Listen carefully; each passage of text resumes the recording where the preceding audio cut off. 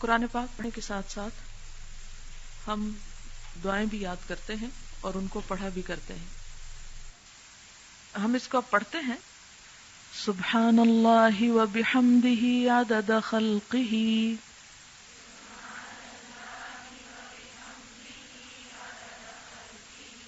ورضا نفسہ وزنۃ عرشہ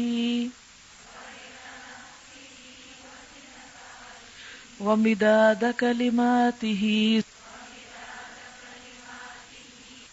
سبحان اللہ، پاک ہے اللہ یا پاکی اللہ کے لیے ہے.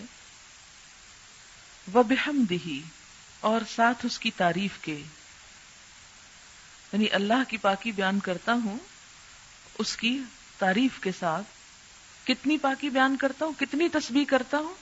عدد، تعداد، گنتی، خلقہ، اس کی مخلوق کی، یعنی جتنی اس کی مخلوق کی تعداد ہے اتنی دفعہ میں اللہ کی تسبیح کر رہا ہوں. جیسا کہ آپ جانتے ہیں کہ صرف ایک آنکھ کے دیکھنے کے لیے، ایک آنکھ میں، دونوں میں نہیں، ایک آنکھ میں دیکھتے وقت 70 لاکھ مخروطی خلیے استعمال ہوتے ہیں. تو یہ ہر ایک کا ایک انڈیویجول وجود ہے نا، ایک الگ تخلیق ہے نا اللہ کی. یہ عدد خلقی ہی ہو گیا.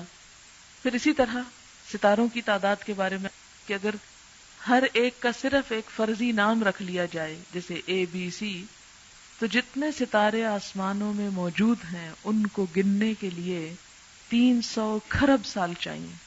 100 لاکھ کا 1 کروڑ، 100 کروڑ کا 1 ارب، 100 ارب کا 1 کھرب، اور 300 کھرب سال. اتنے سال چاہیے صرف ان کے نام پکارنے کے لیے.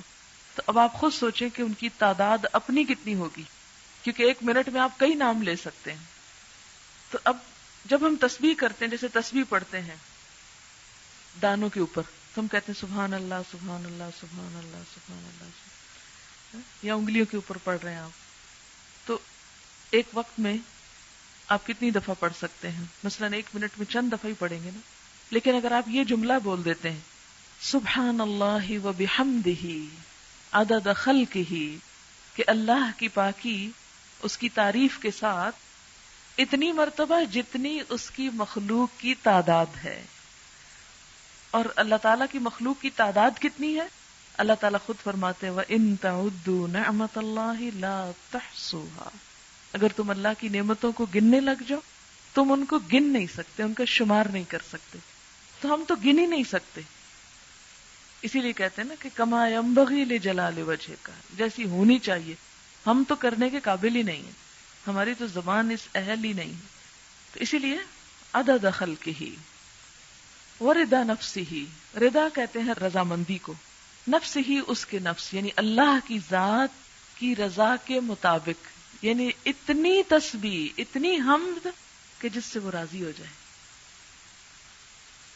اب مثلاً آپ 100 مرتبہ کرتے ہیں، 200 مرتبہ کرتے ہیں، ایک تسبیح کرتے ہیں، بعض اوقات لوگ 1,00,000 دفعہ آیت کریمہ بیٹھ کے کر رہے ہوتے ہیں.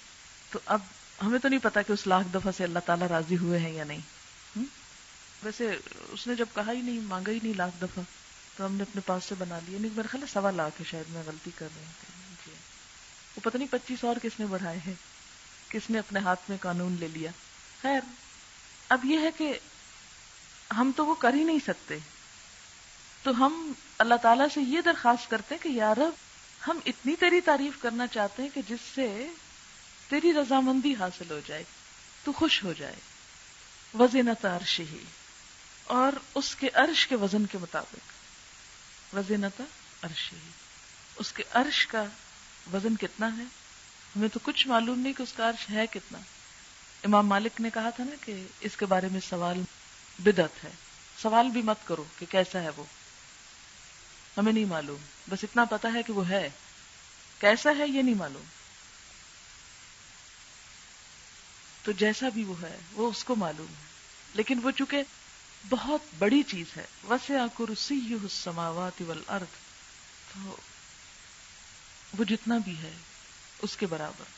ومداد کلماتہ، اور اس کے کلمات کی لکھنے میں جتنی سیاہی درکار ہے، مداد کلماتی. اچھا وہ کتنی درکار؟ سورۃ الکہف میں آپ پڑھیں گے کہ اللہ تعالیٰ فرماتے ہیں کہ لو کان البحر مدادا لکلمات ربی لنفد البحر قبل ان ينفد کلمات ربی، کہ اگر یہ سارے سمندر سیاہی بن جائیں اور اس سے رب کی باتیں لکھی جانے لگے تو اس سے پہلے کہ رب کی باتیں ختم ہو سمندر کی سیاہی ختم ہو جائے. ایک اور جگہ آتا ہے کہ 7 سمندر اور بھی آپ ڈال لیں اور اس کو سیاہی بنا لیں اور لکھنا شروع کر دیں تو رب کی باتیں ختم نہیں ہو سکتی.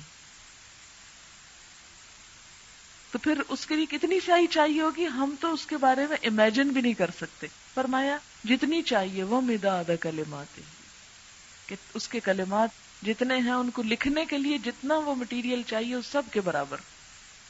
سبحان اللہ وبحمدہ عدد خلقہ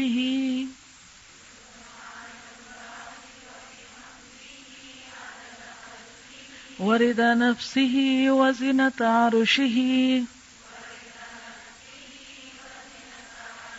ومداد کلماتہ